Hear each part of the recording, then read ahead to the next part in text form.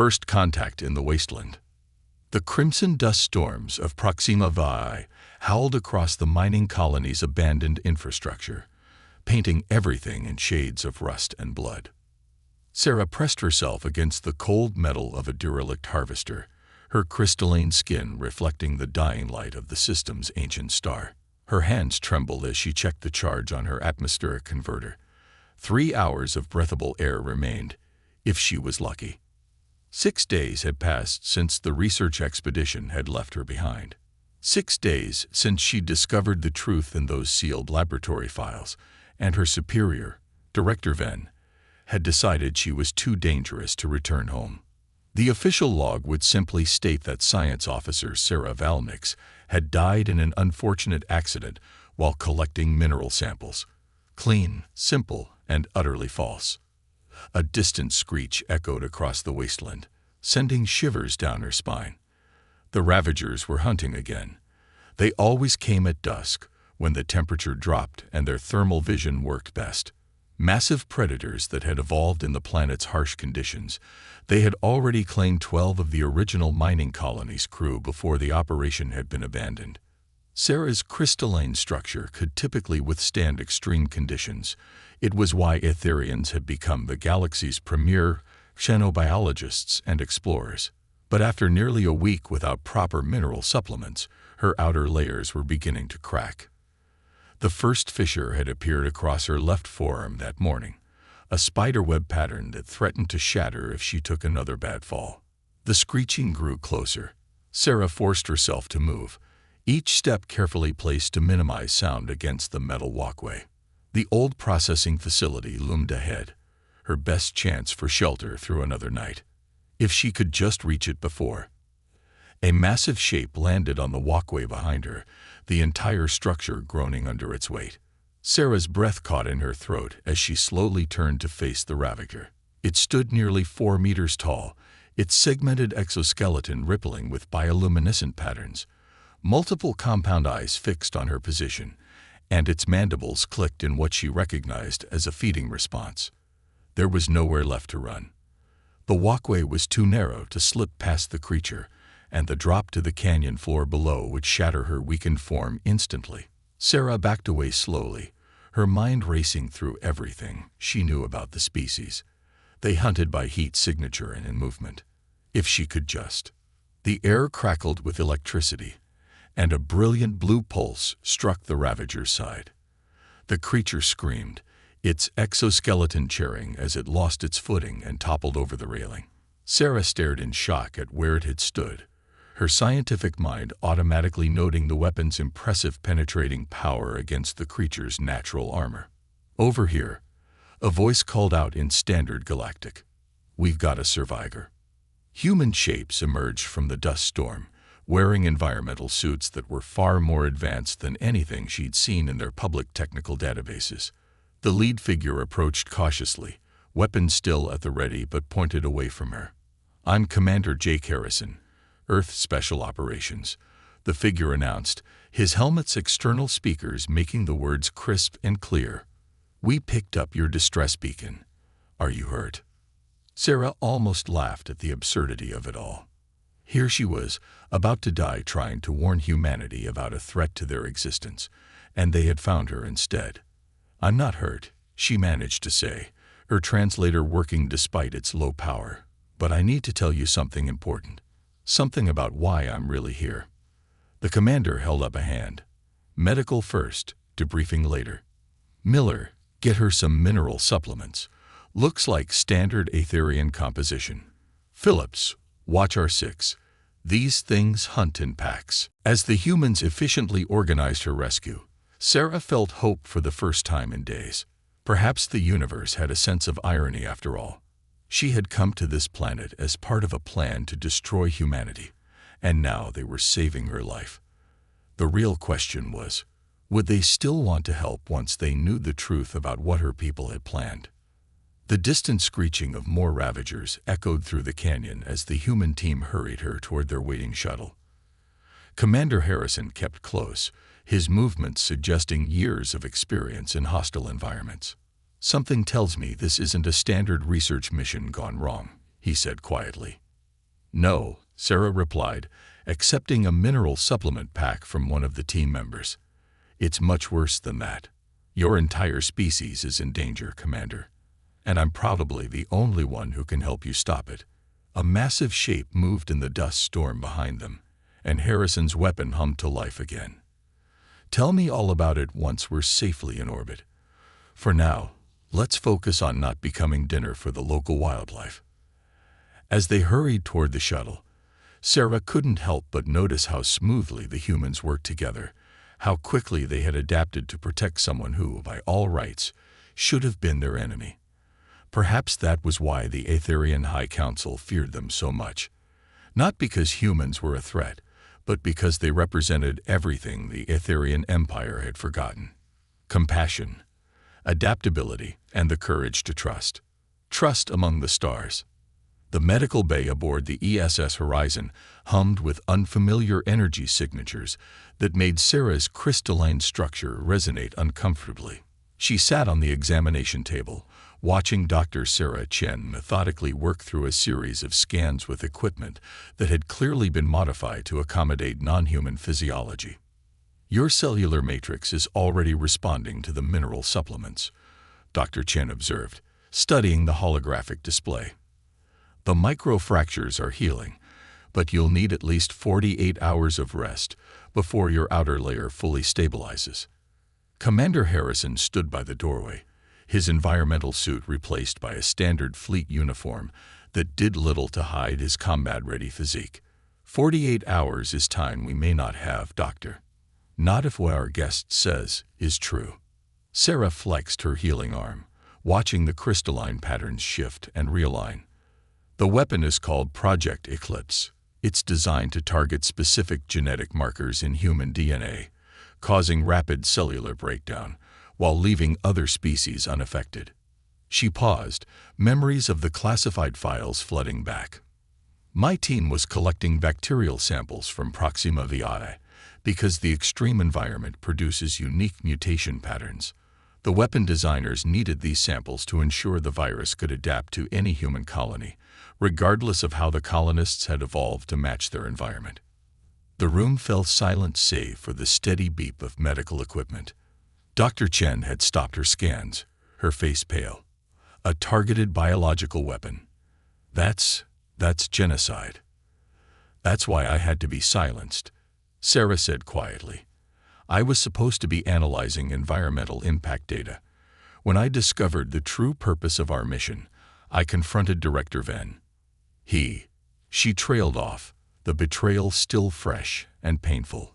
Harrison moved closer, his expression grave but not unsympathetic. He left you to die. Your own people sentenced you to death because you wouldn't participate in mass murder. The Aetherian High Council believes it's necessary. They've watched humanity's rapid expansion through the galaxy with growing concern. Your adaptability, your technology, your ability to thrive in environments that should be impossible. They see it as a threat to Aetherian dominance. But you don't. Harrison's question carried weight beyond simple curiosity. Sarah met his gaze steadily. I believe the Council's fear comes from a place of stagnation. We Aetherians pride ourselves on our crystalline nature, our near immortality, our perfect society. But we've stopped growing, stopped changing. In 3 centuries, I've watched humanity go from primitive chemical rockets to ships that can bend space itself. You fail, you learn, you improve. We just are. A sharp alarm cut through the conversation. Lieutenant Phillips' voice crackled over the intercom. Commander, we've got company. 2 Aetherian cruisers just dropped out of FTL at the system's edge.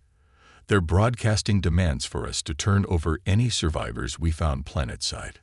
Harrison's response was immediate. Doctor, is she well enough to move? Dr. Chen nodded.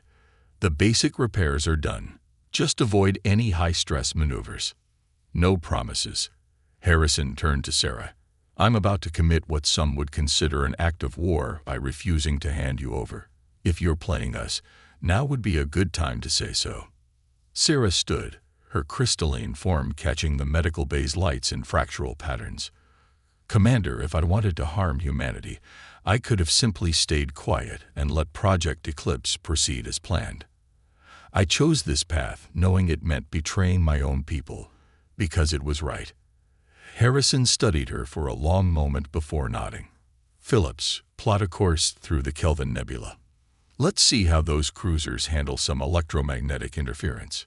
He gestured for Sarah to follow. "We need to get you to Earth Command. But first, we need proof. Something concrete that will convince my superiors that this threat is real." "The research facility on Helios Station," Sarah said as they hurried through the corridors. "It's officially listed as a medical research center, but it's where they're testing the weapon prototypes. I can get us in. I helped design their security protocols." A stealth insertion into an Aetherian facility. Harrison's lips curved into a slight smile. "That would certainly be an act of war." "Only if we get caught," Sarah countered, surprising herself with how quickly she had adopted the human tendency toward dark humor. The ship's engines thrummed to life as they made their way to the bridge. Behind them, the Aetherian cruisers began their pursuit, their demands becoming increasingly threatening. But Sarah felt oddly calm. She had spent 6 days alone on that planet questioning her choice, wondering if she had thrown away 3 centuries of life for nothing. But seeing these humans, their quick decisions, their willingness to risk themselves for what they believed was right, she knew she had made the correct choice. The horizon accelerated toward the nebula's roiling clouds of gas and energy, about to show the Aetherian cruisers exactly why humanity's adaptability made them so formidable.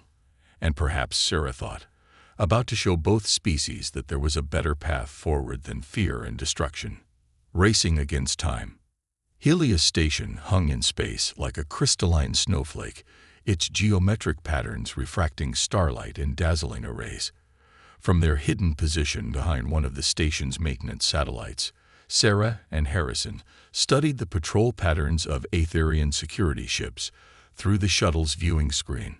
"Their formations are perfect," Harrison muttered, making notes on his tactical display.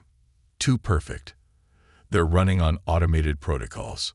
Sarah nodded, her crystalline form dimmed to minimize reflection. Aetherian military doctrine values precision over adaptability. The patrol patterns are calculated to provide optimal coverage assuming standard threats. They're not expecting anyone to try something as unconventional as this. "Conventional gets you killed," Harrison said, making a final adjustment to his modified environmental suit. The human engineering team had worked through the night to alter its signature, making it appear as background radiation to Aetherian sensors. "Dr. Chen says these suits will hold up for 4 hours before the masking fails. That's our window." The insertion team was small, just Harrison, Sarah, and Lieutenant Maria Santos, their technical specialist. The rest of the Horizon's crew maintained position in the nebula, ready to extract them or provide a distraction if needed. "The research data will be stored in the quantum cores," Sarah explained, bringing up a holographic map of the station. "Level 47, high security. But there's a maintenance access route through the environmental control systems. The crystalline architecture of the station requires precise temperature regulation. Those systems are automated, minimal guard presence." Santos finished checking her equipment. "And you're sure you can get us through the security gates? They'll have changed the protocol since I became a traitor." Sarah's voice held a touch of bitterness. "Yes, but they won't have changed the base architecture. The Aetherian Empire has used the same quantum encryption patterns for 3 centuries. Why change what's perfect?" "Nothing's perfect," Harrison said, powering up the shuttle's stealth systems. "That's what makes life interesting. Ready?" The next 20 minutes were a masterclass in precision flying. Harrison guided their shuttle through the patrol patterns, using the security ship's own predictability against them. They docked at a maintenance airlock, their arrival masked by a scheduled automated diagnostic pulse from the station's systems. Inside, the station's crystalline corridors hummed with energy that made Sarah's form resonate uncomfortably. She led them through service passages, their modified suits allowing them to appear as minor power fluctuations to the station's sensors.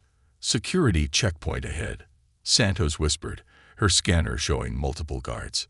"No way around it." Sarah touched the security panel, her crystalline fingers interfacing with the system. "Watch for pattern disruptions," she instructed. "Aetherian security relies on perfect symmetry. Break that symmetry." She sent a pulse through the system, creating a cascade of minor errors that spread through the checkpoint sensors. The guards responded exactly as their training dictated, moving to prescribed positions to diagnose the problem. "Now," Harrison commanded, and they slipped through the checkpoint during the 3-second diagnostic reset. Perfect protocol had become a perfect blind spot. They reached level 47 with 2 hours of suit power remaining. The quantum core chamber was vast, its walls lined with crystalline matrices storing unimaginable amounts of data. Santos immediately began interfacing with a terminal while Harrison stood guard. "Found it," Santos said after several tense minutes. "Project Eclipse." "Sarah, this is worse than we thought. They're not just targeting current human populations. The weapon is designed to persist in the environment, affecting human colonization attempts for centuries. Total species elimination," Sarah whispered, the full horror of her people's plans hitting her anew. "Not just victory. Extinction." A sudden shift in the station's energy resonance made her crystalline form vibrate painfully. "Something's wrong. The symmetry patterns are changing." "We've been detected," Harrison confirmed, checking his tactical display. "They're initiating lockdown protocols." "Santos, do you have everything?" "Downloaded and encrypted, but we'll never make it back to the shuttle. They're sealing all maintenance access points." Harrison's expression was unreadable behind his suit's visor. "Then we don't use maintenance access." "Sarah, what's the most heavily guarded part of this station?" "The primary quantum transmission array," she answered automatically. "But that's crazy. It's got triple the security of—" She stopped, understanding dawning. "Because it's the last place they'd expect us to go."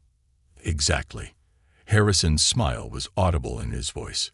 "Lieutenant, how fast can you repurpose a quantum transmitter to broadcast our evidence to every major communications hub in the sector?" Santos checked her equipment. "With Sarah's help, 5 minutes, but we'll need to hold the array room." "Leave that to me." Harrison checked his weapon. "Sarah, still trust us." She looked at these humans, their impossible plans, their decisive actions, their absolute refusal to accept defeat, and felt her own crystalline patterns shifting into new configurations. Evolution in real time. "Yes," she said. "I trust you." "Good, because we're about to show the Aetherian Empire why trying to eliminate humanity is a very, very bad idea." They moved through the station's now alert corridors, racing against time and overwhelming odds. But Sarah felt no fear. She had chosen her side in this conflict, not just between species, but between stagnation and growth, between perfect order and perfect courage. The quantum array lay ahead, its defenders about to learn that some battles can't be won with perfect protocols and predictable patterns. Sometimes victory belonged to those who dared to shatter the crystal and forge something new from the pieces. The price of truth. Alarms wailed throughout Helios Station as the quantum transmission array pulsed with unprecedented power. Santos' fingers flew across the control interface, redirecting emergency power to boost the signal, while Harrison held their position against waves of security forces. The evidence of Project Eclipse was broadcasting across every major communications channel in the sector, impossible to contain or deny. "Transmission at 80%. Santos called out, her modified suit's power reserves dropping into critical levels. "The encryption is holding. They can't stop it." Sarah stood at the array's main control crystal, her own form interfaced directly with the system. The pain was extraordinary as she forced the crystalline machinery to operate far beyond its design parameters, but she didn't falter. Through the station's systems, she could feel the ripples of chaos spreading as the truth reached not just human worlds, but Aetherian colonies as well.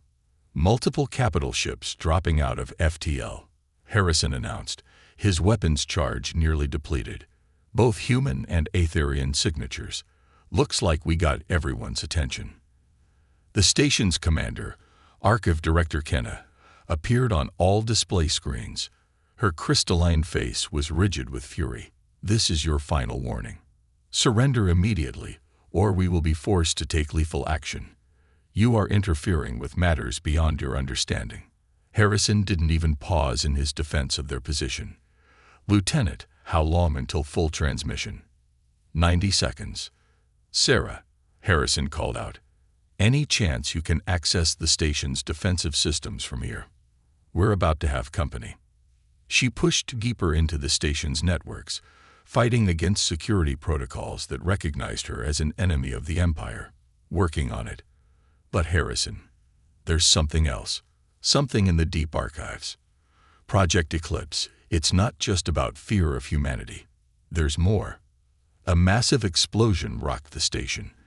Through the quantum array sensors, Sarah detected multiple ships engaging in combat. The horizon had emerged from the nebula, leading a hastily assembled human battle group. They were engaging the Aetherian warships, buying time for the transmission to complete. 30 seconds. Santos' voice was strained, but the array's starting to destabilize. The power load is too much. Sarah accessed the new files she'd discovered, and for the first time in 3 centuries, felt something close to physical illness.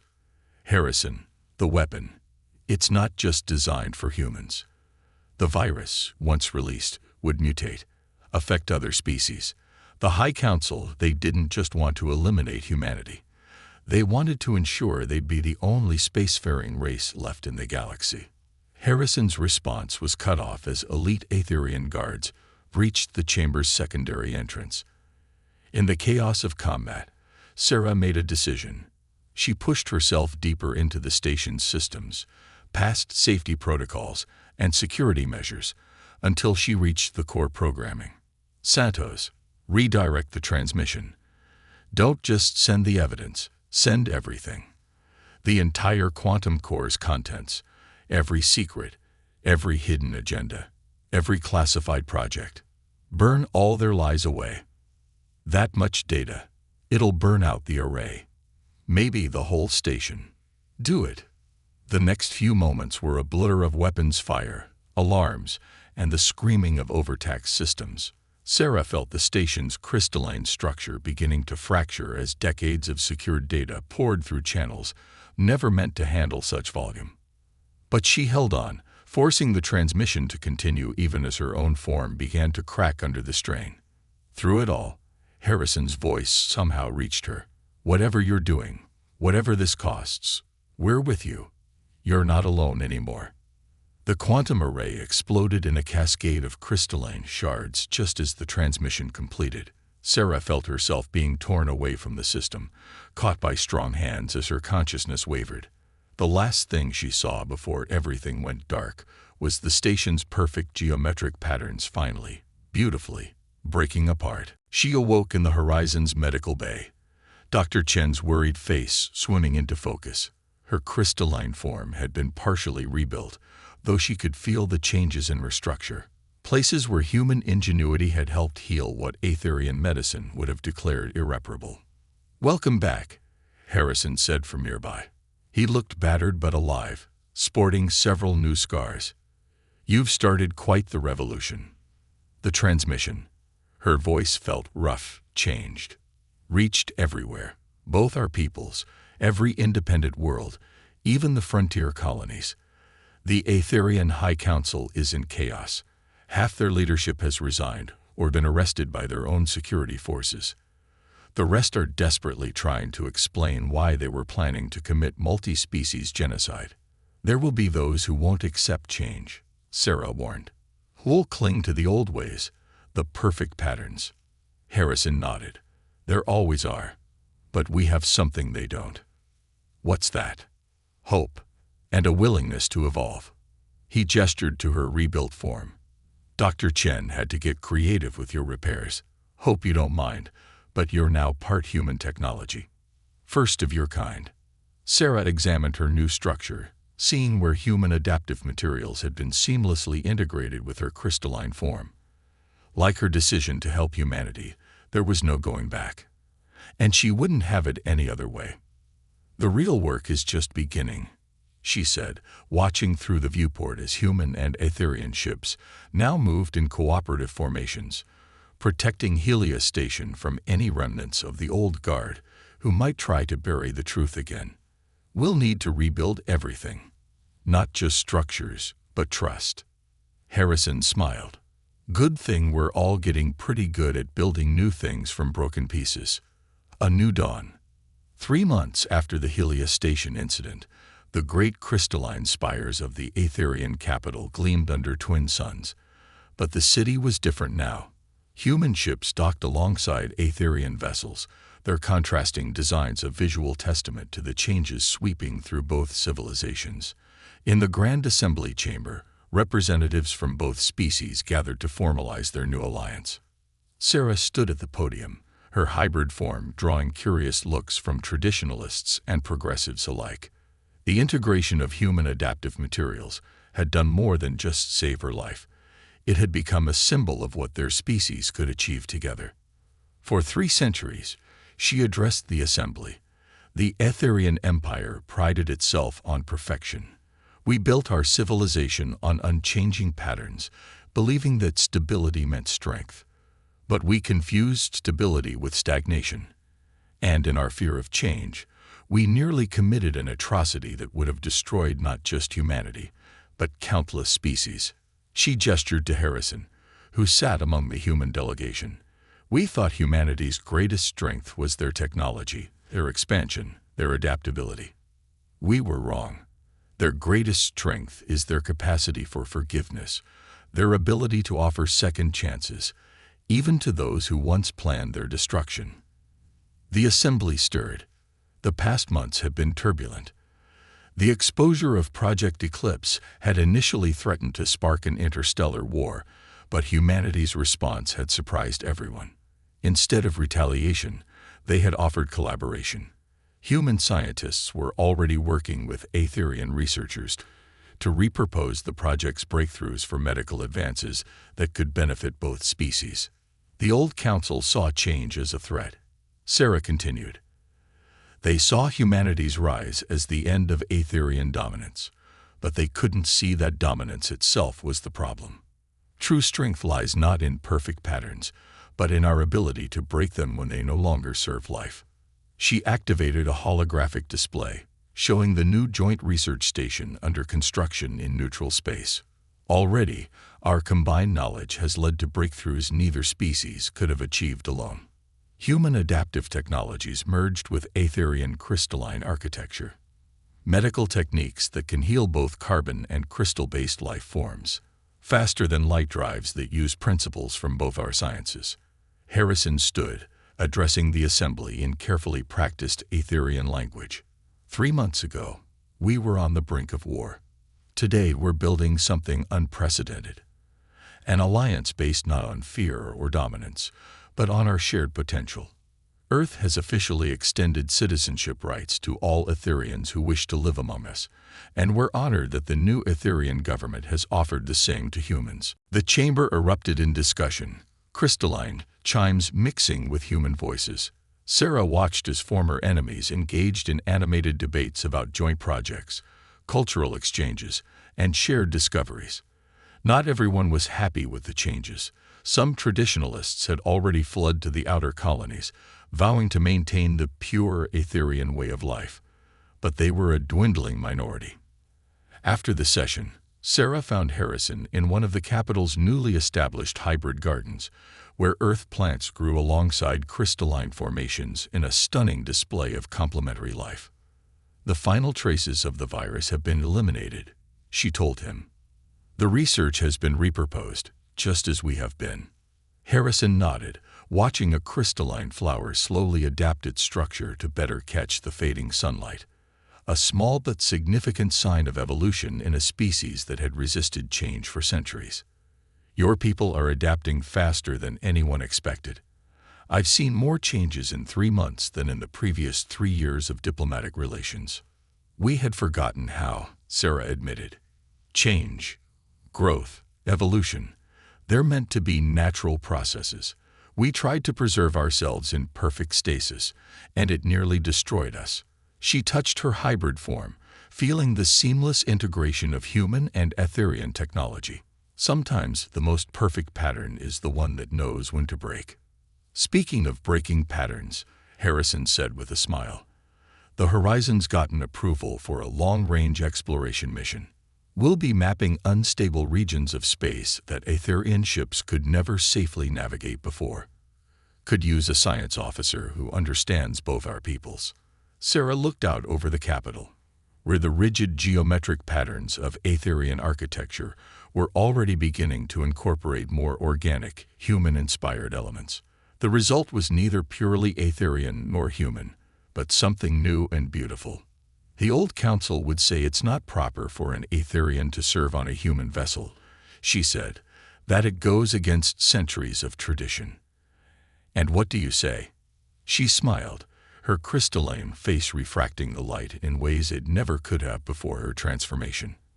I say tradition is only valuable when it makes room for growth. When do we leave?